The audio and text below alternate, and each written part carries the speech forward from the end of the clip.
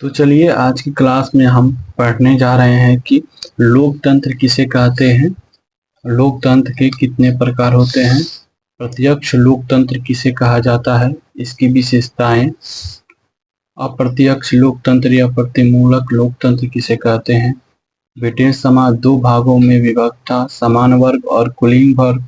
समान वर्ग किसे कहते हैं, इसके अंतर्गत क्या क्या आता है, और कुलीन वर्ग किसे कहते हैं। ब्रिटेन में एक अन्य सदन हाउस ऑफ लॉर्ड का भी गठन किया गया। ये हाउस ऑफ लॉर्ड क्या है, इतना 5 टॉपिक आज की वीडियो में हम कवर करेंगे और थोड़ा थोड़ा करके पूरा पॉलिटिकल साइंस को हम कवर करेंगे और आज की वीडियो में हम सिर्फ 5 पॉइंट ही कवर करेंगे। तो चलिए वीडियो को स्टार्ट करते हैं और क्लास की शुरुआत करते हैं। तो चलिए आज से क्लास को स्टार्ट करते हैं और जैसा कि मैंने आपको शेड्यूल बताया उसके हिसाब से आज टॉपिक को कवर किया जाएगा। तो सबसे पहले हम आज पढ़ेंगे कि लोकतंत्र के प्रकार। लोकतंत्र के कितने प्रकार होते हैं। तो लोकतंत्र के 2 प्रकार होते हैं, एक होता है कि प्रत्यक्ष लोकतंत्र और दूसरा होता है अप्रत्यक्ष लोकतंत्र। प्रत्यक्ष लोकतंत्र किसे कहते हैं, ऐसा लोकतंत्र जिसमें जनता स्वयं अपने कानूनों का निर्माण करती है और शासन से संबंधित निर्णय लेती है, उसे प्रत्यक्ष लोकतंत्र कहा जाता है। इसमें क्या होता है, इसमें जनता स्वयं ही कानून का निर्माण करेगी और शासन से संबंधित जो भी निर्णय होगा वो जनता खुद ही लेगी। इसीलिए यह व्यवहार में उतना नहीं चलता है। निम्नलिखित कारणों से यह अव्यवहारिक है, यानी कि यह व्यवहार में उतना नहीं चलता है क्योंकि सामान्य आदमी को मुद्दों की गहरी समझ नहीं होती है, ठीक है। और दूसरा चीज ये होता है कि सामान्य व्यक्ति पूर्णकालिक रूप से यह कार्य को नहीं कर सकता है, इसीलिए यह अव्यवहारिक है, ठीक है। और दूसरा चीज है कि अप्रत्यक्ष लोकतंत्र, जिसे प्रतिमूलक लोकतंत्र भी कहा जाता है। इस व्यवस्था में जनता एक निश्चित अवधि के लिए अपने प्रतिनिधियों का चुनाव करती है और ये प्रतिनिधि पूर्णकालिक रूप से कानून का निर्माण एवं प्रशासन का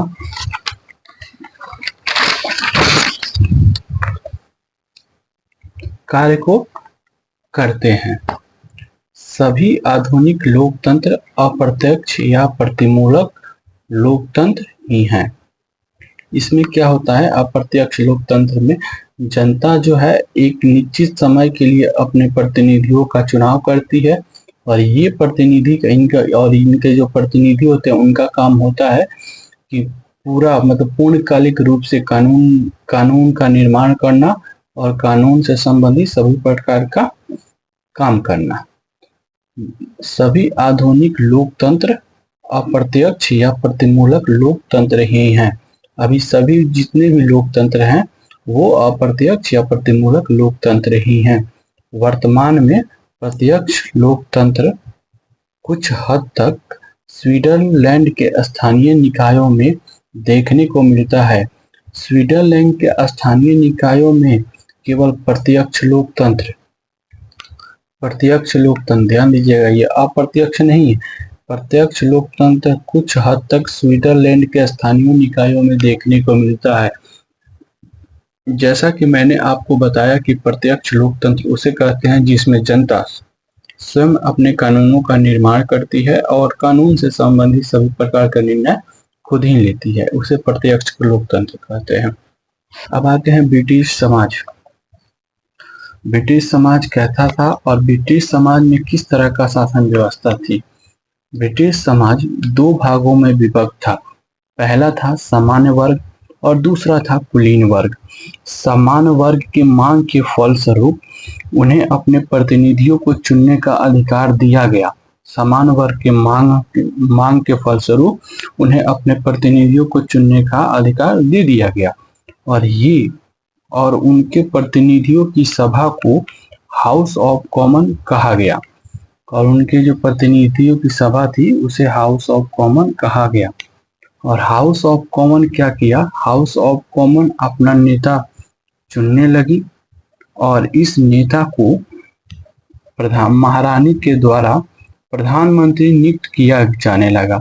मतलब कि हाउस ऑफ कॉमन अपना नेता चुनता था जिसे महारानी के द्वारा प्रधानमंत्री का रूप में उसे स्वीकार किया गया। प्रधानमंत्री की सहायता के लिए उसे यह अधिकार मिला कि वे अपने सहयोगियों का चयन कर सकता था। यानी कि प्रधानमंत्री को यह अधिकार मिला कि वो अपने साथ प्रशासन के कार्य को चलाने के लिए अपने सहयोगियों का चयन कर सकता है, जो प्रशासन के कार्यों में उसकी मदद करते हैं। इस समूह को मंत्री परिषद कहा जाने लगा। इसका मतलब ये हुआ कि जो प्रधानमंत्री अपने मंत्रियों को सहयोग करता, अपने मंत्रियों को मदद लेता था, तो जितना भी मंत्री होते थे उन मंत्रियों के समूह को मंत्री परिषद कहा गया। इसकी नियुक्ति प्रधानमंत्री की सिफारिश पर महारानी के द्वारा की जाने लगी। मतलब प्रधानमंत्री की सिफारिश, प्रधानमंत्री सिफारिश करता था और महारानी इसकी नियुक्ति करती थी। इसकी नियुक्ति प्रधानमंत्री के सिफारिश पर महारानी के द्वारा की जाने लगी। ठीक है, अब क्या हुआ, प्रशासन के कार्य को चलाने के लिए आधिकारिक वर्ग जिसे नौकरशाही यानी कि ब्यूरोक्रेट कहा जाता है, प्रशासन के कार्यों को चलाने के लिए आधिकारिक वर्ग का चयन किया जाने लगा। इसे नौकरशाही कहा जाता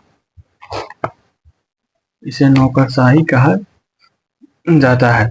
नौकरशाही को राजनीतिक गतिविधियों से दूर रखा गया। इस प्रकार कार्यपालिका का गठन हुआ। प्रधानमंत्री और मंत्री परिषद के सदस्यों को अस्थायी या राजनीतिक कार्यपालिका कहा जाता है। इसे अस्थायी इसलिए कहा जाता है कि 5 साल में जब चुनाव होगा तो जरूरी नहीं है कि जो अभी प्रधानमंत्री हो 5 साल के बाद वही प्रधानमंत्री हो बने, या मंत्री परिषद में जो सदस्य हैं 5 साल के बाद वही सदस्य फिर मंत्री परिषद में रहे। इसीलिए इसे अस्थायी या राजनीतिक कार्यपालिका कहा जाता है, क्योंकि यह संभव है कि अगले चुनावों में यह संसद का सदस्य ही ना बने। ठीक है, अब क्या हुआ कि ब्रिटेन में एक अन्य सदन हाउस ऑफ लॉर्ड का भी गठन किया गया। अब देखते हैं कि हाउस ऑफ लॉर्ड क्या है।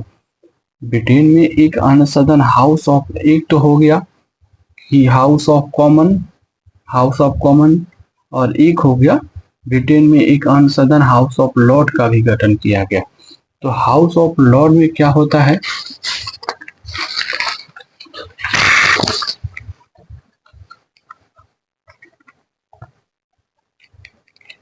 इसमें जमींदार वर्ग की नियुक्ति की जाती थी। इसमें जो जमींदार वर्ग थे उसकी नियुक्ति की जाती थी।